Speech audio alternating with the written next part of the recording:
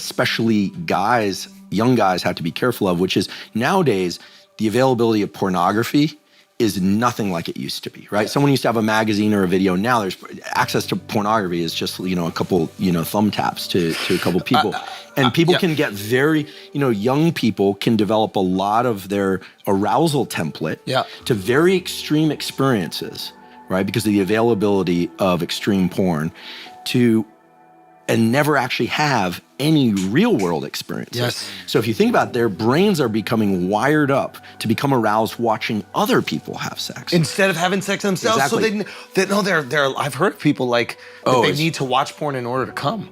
So they're having sex while watching porn. Or even to get aroused. And here, clinical fetish. I have to say, that I get hundreds and hundreds, maybe thousands of questions, different health topics and science topics. One of the most common questions I get is how to quit porn addiction. And I would say about 25% of the people that I'm aware of based on those questions and a few people that I happen to know who are porn addicted are women. And it becomes an issue where, you ask, can there become a self-conditioned Pavlovian response? And it's like, absolutely.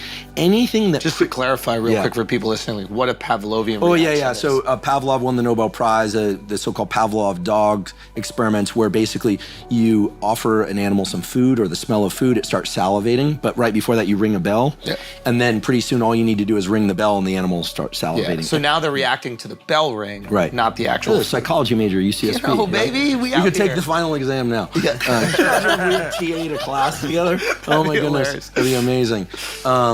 So I think that, anytime, not I think. So you're saying we're doing that with porn? Well, and with anything. Anytime we experience a powerful emotional response or physical response. So that could be sexual arousal, it could be hunger, it could be fear, it could be excitement, whatever preceded that becomes the thing that our brain basically thinks leads to that.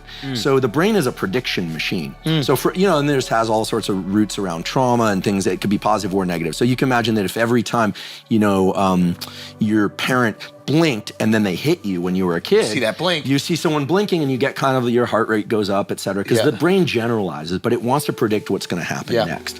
On the positive side, if every time you arrived at your grandmother's house, you knew that there was gonna be delicious food and you're going to feel very nourished, no trauma, then just walking up to a doorbell of a similar home, you might find I just feel good right now. We are very kind of crude in our wiring, right? Our brain generalizes to try and predict.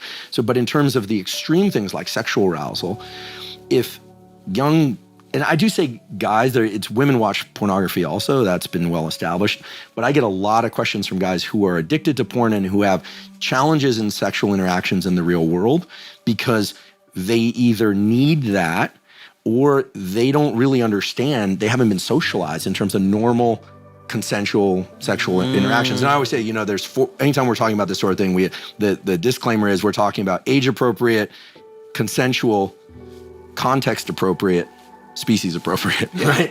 Throw in species appropriate because, there's all sorts of things out there. So, some Scottish people listening right now. Shouts to my family. So I think that it's interesting, extreme stuff of any kind, or even, for instance, people who get really into fetish type sex, or they get into, having multiple, they get really into threesomes, right? This is a very, as long as we're talking openly, there are a lot of people that I know who got really into this during the kind of early stages of the polyamory movement, right? So, which started in the 70s, but then came back again in the early 2000s. And then they found that they could not get aroused with just one partner.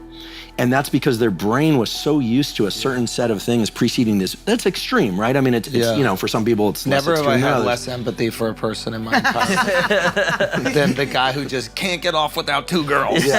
So, but that person is rendered sometimes challenged with one person, sometimes not, right? It depends on the diversity of their arousal template. So I'm not saying porn is bad, or for some people, listen, it's I don't think not my proclivity, but for some people, polyamory is their thing. So we're not judging the behavior. What we're saying is the brain, anytime there's a big release of dopamine, is wiring towards it.